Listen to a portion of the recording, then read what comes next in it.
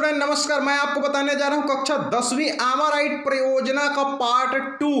पिछले वीडियो में आप देखे होंगे एमआरआईट परियोजना का कक्षा 10वीं का पार्ट 1, जिसमें एक प्रश्न पहला से लेकर के प्रश्न 5वां तक का उत्तर मैंने आप लोग को विस्तार से सिखाया समझाया था। अब बारी है पार्ट दूसरा में प्रश्न 6वां से लेकर लास्ट तक। कक्षा 10वीं एमआरआईट परियोजना छत्तीसगढ़ शासन माध्यमिक शिक्षा मंडल की ओर से जारी की गई है एमआरआईट परियोजना है, जिसमें बच्चों को लिख करके उसको उत्तर सबमिट करना है अपने स्कूल में। तो आप देख पा रहे होंगे प्रश्न 6वां कक्षा 10वीं का एमआरआईट परियोजना कक्षा 10वीं प्रश्न 6वां, छत्तीसगढ़ एवं भारत में दिए जाने वाले प्रमुख पुरस्कार संबंधी विवरण जुटाना। तो यहाँ पर क्रमांक है, पुरस्कार का नाम है, छत्तीसगढ़ स्तर है या भारत का है, किस क्षेत्र में उपलब्धि है तो दिया जाता है, वर्ष 2020-21 में पुरस्कार प्राप्त व्यक्तियों के नाम। तो यहाँ पर है पहला शहीद वीर नारायण सिंह सम्मान। ये जो सम्मान है छत्तीसगढ़ स्तर पर होती है, आदिवासी संस्कृति संरक्षण संवर्धन के क्षेत्र में दिया जाता है। श्री रूप राय नेताम धमतरी को 2020-21 सत्र में मिल चुका है। यहाँ पर दूसरा पुरस्कार आती है गुंडाधुर सम्मान, छत्तीसगढ़ स्तर पर दिया जाता है, खेल के क्षेत्र में दिया जाता है। इसको मिला है सुश्री आकर्षी कश्यप जी को मिल चुका है। तीसरा होता है मिनी माता सम्मान, छत्तीसगढ़ स्तर पर महिला उत्थान जन जागृति के क्षेत्र में दिया जाता है, इस सुश्री सहाना कुरैशी जी को मिल चुका है।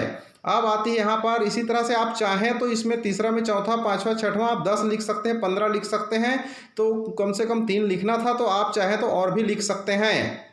अब आता है प्रश्न 7वां, आपके द्वारा लगाए गए पौधे आबलिक वृक्ष का आकलन निम्नानुसार करें। तो क्रमांक है लगाए गए पौधे का नाम, लगाते समय पौधे की ऊंचाई, गड्ढे या गमले की आयतन का भार, डाले जाने वाले खाद का नाम या दवा, प्रति सप्ताह पौधे की ऊंचाई में वृद्धि, लगाए गए पौधे का जीवन में उपयोग। तो ये तो है कॉलम, इस कॉलम को फिलअप करना है आपको। तो कैसे फिलअप करेंगे, सबसे पहले आप ध्यान दीजिए। पहला हमने अपने घर में लगाया आम का 4 पेड़, ऊंचाई था 36 सेंटीमीटर शुरू में। अब उसके बाद उसमें हमने 1 वर्ग फीट में मिट्टी का गड्ढा बनाया था, उसमें मिट्टी डाला, गोबर खाद और मिट्टी का मिश्रण किया। हर हफ्ते देखते हैं हम 6-7 सेंटीमीटर लगभग बढ़ जाता है। आम का फल खाए जाते हैं, पेड़ के पत्तों से ऑक्सीजन निकलती है, लकड़ियों से यूज़ किया जाता है, तो कीमती लकड़ी होती है। तो इस तरह से कहना चाहिए आम के बहुत सारे उपयोग हैं। आम से फलों से अचार बनाए जाते हैं, दवाइयाँ बनती है, तो ये उसके उपयोग में बहुत सारे हैं। अब आती है दूसरा, लौकी के 5 पौधे हमने अपने घर में लगाए हैं, 18 सेंटीमीटर ऊंचाई था, 2 वर्ग फीट में हमने उसको सेट किया है।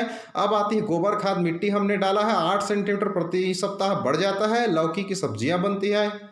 तो इस तरह से कहना चाहिए आप अपने घर में आप और भी कुछ पौधे लगाए होंगे, उसकी संख्या और लिख दीजिए। यहाँ पर 2, 3, 4, 5, 10 लिख सकते हैं आप, जितना चाहें अपना विवेक लगा करके और भी पौधे या पेड़ का नाम लिख दीजिए। मैंने आपको डेमो दे दिया है। प्रश्न 8वां, प्रत्येक छात्र अपने घर आबलिक बाड़ी आबलिक अन्य क्षेत्र में एक वृक्ष लगाकर एक फाइल में उसकी ऊंचाई सप्ताह में माप कर वृद्धि को सेंटीमीटर में अंकित करेंगे। स्कूल खुलने पर यह फाइल जमा की जाएगी। विश्व पर्यावरण दिवस 5 जून का होता है। उत्तर है, देखिए हमारे घर में आम का 4 वृक्ष हमने लगाया, प्रत्येक सप्ताह इसकी ऊंचाई 6 सेंटीमीटर बढ़ जाती है। काफ़ी दिनों पहले ये पेड़ लगाया जा चुका है। वर्तमान में इन चारों आम के वृक्षों का जो ऊंचाई है 7 फीट हो चुका है। तो ये इस तरह से आप अपने घर में कुछ पेड़ लगाइए और उसके बारे में लिखिए, और लिख करके उसके फाइलिंग को आप अपने स्कूल के प्रिंसिपल के पास जमा कर दीजिएगा जब भी स्कूल खुलेगा।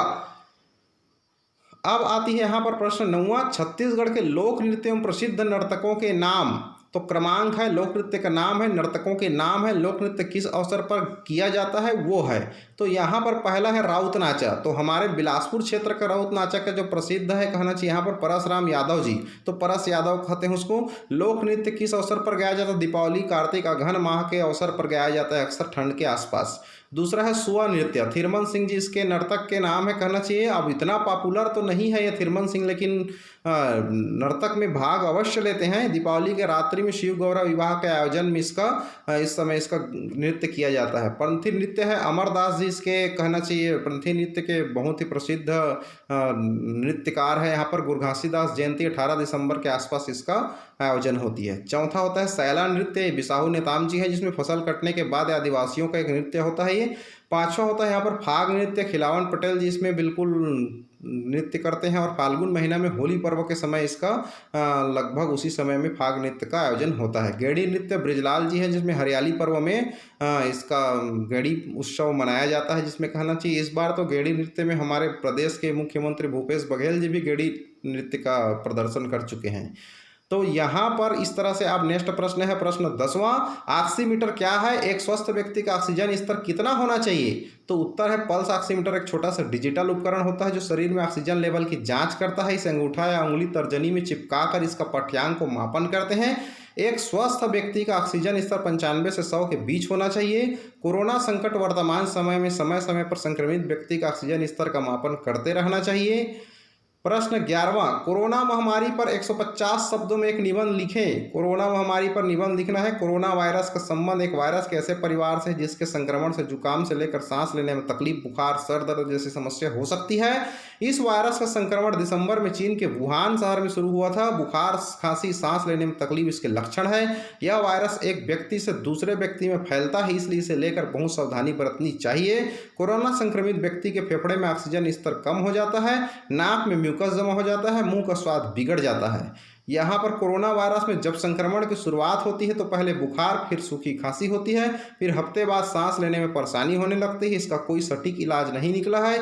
इससे बीमारी के लक्षण कम होने वाली दवाइयाँ दी जा सकती है। जब तक आप ठीक ना हो जाए तब तक आप दूसरों से अलग हों।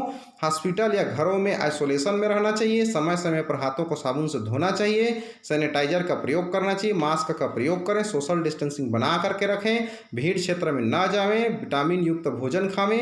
न्यूट्रिशन पोषक तत्वों से युक्त भोजन का प्रयोग करें। काढ़ा का प्रयोग करें। संक्रमित व्यक्ति या जगह में ना जाएं। घर पर रहें, सुरक्षित रहें। तो इस तरह से आपने देखा। सूचना है आपके लिए, शेष प्रश्न के उत्तर के लिए हमारे व्हाट्सएप ग्रुप में जुड़ने की कृपा करें। कक्षा 11वीं का, 12वीं का, 9वीं का, 8वीं का सभी कक्षा का आपको मिलेगा। एमआरआईट परियोजना के छत्तीसगढ़ शासन द्वारा, छत्तीसगढ़ माध्यमिक शिक्षा मंडल बोर्ड द्वारा जारी प्रश्नों के उत्तर का प्रोजेक्ट आपको उत्तर मिलेगा आपको हमारे चैनल के माध्यम से हर क्लास का।